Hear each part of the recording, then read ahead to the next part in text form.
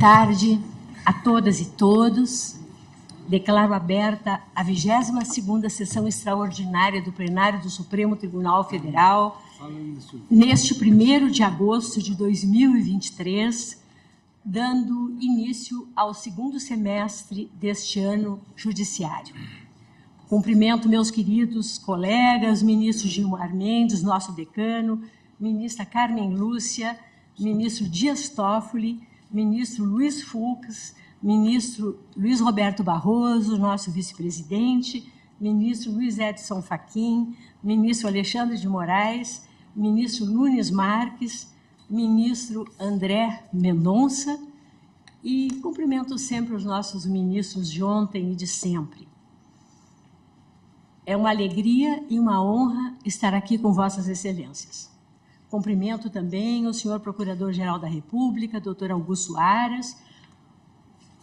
os advogados, advogadas, servidores, servidoras, os profissionais de imprensa e todos os que se encontram presentes e os que nos assistem de forma remota. Desejo tenhamos todos recobrado as forças para enfrentarmos os desafios desse segundo semestre em que o Supremo Tribunal Federal, sereno, unido e altaneiro, dá continuidade de forma colegiada à missão institucional precípua que lhe comete a Constituição Cidadã de 1988, de guarda das normas constitucionais e sempre na defesa intransigente do Estado Democrático de Direito. Não me canso de repetir que as instituições sobrepairam aos indivíduos que as compõem. Elas é que importam. E as instituições democráticas brasileiras saíram fortalecidas do dia 8 de janeiro último, o dia da infâmia, de que não esqueceremos jamais, para que não mais se repita e para que sirva de alerta de que a democracia que restou inabalada seja cultivada e regada diariamente com o diálogo,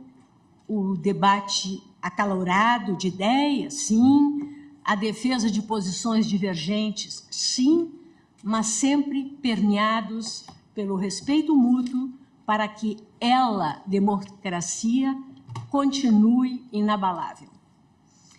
Esta retomada de trabalhos do segundo período do ano judiciário de 2023 tem para mim, permitam-me dizê-lo, um sentido, um sabor especial. Depois de 47 anos de magistratura, quase 12 deles no exercício da jurisdição constitucional nessa Suprema Corte. Uma honra inexcedível que guardo no peito. Encerrarei, em meio a este semestre, um longo caminho que comecei a trilhar no meu Rio Grande do Sul, em 19 de maio de 1976, tendo presente sempre os versos de Antônio Machado, o inspirado poeta espanhol, quando diz: caminhante, o caminho se faz ao caminhar. Versos que ecoam na poesia do nosso Mário Quintana, quando lembra que são os passos que fazem o caminho. E não posso esquecer que o caminho há de ser trilhado até o fim, quando um novo círculo se inicia. É o que celebra Hermann Hesse no seu poema tão conhecido Degraus. Por isso, peço licença para reiterar, mais uma vez, meu compromisso com a defesa diuturna e intransigente da integridade do regime democrático e da jurisdição constitucional, que abracei como profissão de fé em minha carreira e que adotei como norte dessa gestão. E também para reafirmar, forte na reverência incondicional à autoridade da Constituição da República, ao dogma da separação de poderes e à integridade dos direitos fundamentais, para reafirmar, repito, a resiliência do Poder Judiciário no cumprimento de sua função institucional na conformação do caráter dinâmico do Estado Democrático de Direito em constante aperfeiçoamento. E foi com os olhos postos nos compromissos civilizatórios da nossa Constituição, na construção de uma sociedade alicerçada em valores democráticos, em que a cultura da paz consagre o pluralismo de ideias, o respeito às diferenças e a atenção ao bem comum, rumo como pilares fundamentais para o avanço social e econômico do país, rumo a uma sociedade mais solidária, justa e inclusiva, que lancei, no último dia 19 de julho, a primeira tradução da Constituição Brasileira para uma língua indígena, o Nhangatu, o tupi moderno, conhecida como a língua geral da Amazônia. O lançamento ocorreu na cidade de São Gabriel da Cachoeira, no Alto Rio Negro, no Amazonas, reconhecidamente o município mais indígena do Brasil. E tive a alegria de vê-lo saudado pelo sociólogo e professor emérito da Universidade de São Paulo, José de Souza Martins, como, em suas palavras, em artigo publicado há poucos dias na imprensa, o primeiro grande ato oficial de reconhecimento cultural da identidade do importante grupo linguístico, cuja língua foi a língua brasileira até 1727, quando proibida e instituído o português. Contei para a realização deste projeto como braço executor com a nossa equipe do DMF, do Conselho Nacional de Justiça, liderada pelo juiz Luiz Geraldo Lanfredi, e ainda com a parceria preciosa do Tribunal de Justiça do Estado do Amazonas, tudo sob a orientação segura do professor Marco Lucchesi, presidente da Fundação Biblioteca Nacional e membro da Academia Brasileira de Letras, a quem renovo meus agradecimentos.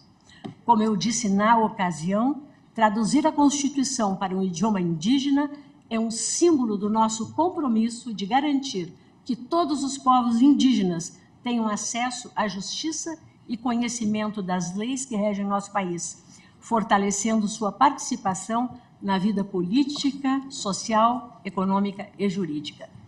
Na década internacional das línguas indígenas, iniciada em 2022 e instituída pela Assembleia Geral das Nações Unidas e de forma alinhada ao Objetivo de Desenvolvimento Sustentável 16, relativo à paz, justiça e instituições eficazes, trata-se de importante passo para o cumprimento do objetivo de promover sociedades pacíficas e inclusivas, ampliando o acesso à justiça e construindo instituições eficazes, responsáveis e inclusivas em todos os níveis. E, para além disso, é uma manifestação do compromisso do Supremo Tribunal Federal e de todo o Poder Judiciário brasileiro com a guarda da Constituição, com a defesa da democracia, com a promoção dos direitos humanos e com a construção de um país mais justo e igualitário. Ainda focando os grupos vulneráveis e invisibilizados, promovemos também, agora em julho, à frente do CNJ, e tendo presente a liminar concedida por este Supremo Tribunal Federal, na DPF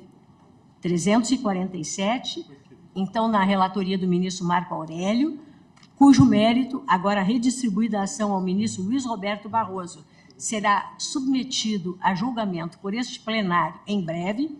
a retomada pelos 27 tribunais de justiça e os 6 tribunais regionais federais do país dos mutirões carcerários, em novo formato proporcionado pelo avanço tecnológico dos últimos tempos. Percorri na última semana 5 capitais brasileiras, as dos estados do Mato Grosso, Rio Grande do Norte, Bahia, Minas Gerais e São Paulo, com visita a diversas unidades prisionais e proposta de revisão de 100 mil processos entre os meses de julho e agosto em todas as unidades da Federação.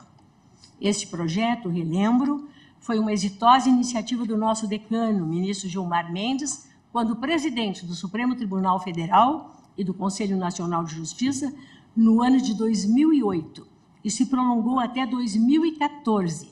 período em que revisados, solucionados 400 mil processos. Está sendo agora retomado com o objetivo de garantir o cumprimento da legislação e da jurisprudência consolidada, possibilitando desafogar as unidades prisionais do país, bem assim garantir os direitos fundamentais na área prisional. Trata-se de iniciativa essencial para conferir voz e rosto aos que estão privados de liberdade, a conclamar o Poder Judiciário ao fomento de uma cultura de atuação judicial efetiva, que pressupõe o cumprimento intransigente da Constituição da República, da Lei de Execução Penal, dos precedentes vinculantes das Cortes Superiores e dos tratados internacionais. Em São Félix do Xingu, também em julho, acompanhei um dia de nosso projeto de justiça itinerante cooperativa na Amazônia Legal, levando atendimento à população ribeirinha em parceria com as demais instituições do sistema de justiça, nos âmbitos federal e estadual, como o Ministério Público, a Defensoria Pública e ainda em parceria com o Poder Executivo. Visitei igualmente na região metropolitana de Salvador, no município Lauro de Freitas, o Quilombo Quingoma, que remonta ao século XVI, conta com uma população atual de 3.500 pessoas e foi reconhecido em março último pelo rei da Nigéria como território iorubá. Lá, conheci a realidade, agruras e o sofrimento de diversas comunidades quilombolas, relatadas pelas respectivas lideranças que para lá se deslocaram e que lutam pelo reconhecimento dos direitos de posse, propriedade e titulação dos territórios tradicionais. Criei grupo de trabalho no CNJ para estudos e propostas visando a melhoria da atuação do Poder Judiciário no processamento de ações judiciais a respeito. Registro, por fim, a visita à cripta de Rui Barbosa, no Tribunal de Justiça de Salvador, como um momento de enorme emoção, considerando o papel fundamental de Rui Barbosa na história dessa Suprema Corte, que exaltamos em nossa sessão solene de 1º de março último, quando do centenário de seu falecimento, e a simbologia de que hoje se reveste o seu busto vilipendiado no último dia 8 de janeiro, no hall desse prédio histórico do Supremo Tribunal Federal. Feitos esses registros e lembrando a troca, agora em julho, do carpete deste plenário, completando a reconstrução desta sede covardemente invadida e atacada no dia da infâmia, quero ainda, de público, manifestar carinhoso agradecimento ao querido ministro Luiz Roberto Barroso por ter compartilhado comigo, na condição de vice-presidente, o plantão judiciário no mês de julho, em que proferimos juntos 3.082 despachos e decisões. O Supremo Tribunal Federal não para. Finalizo noticiando que disponibilizaremos, ainda neste mês de agosto, um novo plenário virtual integrado ao STF Digital, um dos projetos da nossa gestão, agora concluído, que trará funcionalidades para otimizar o processo decisório desta Corte. O novo sistema entrará em produção para as sessões inaugurais das turmas e do plenário, que ocorrerão de 25 de agosto a 1º de setembro. A partir daí, a transição seguirá de forma gradual, com o aumento paulatino do número de processos pautados no novo plenário virtual, de modo a garantir a substituição segura do sistema. Eminente ministra Carmen Lúcia, eminentes ministros, senhoras e senhores, nessa atual conjuntura histórica, em que a consternação e a esperança se mesclam a cada dia,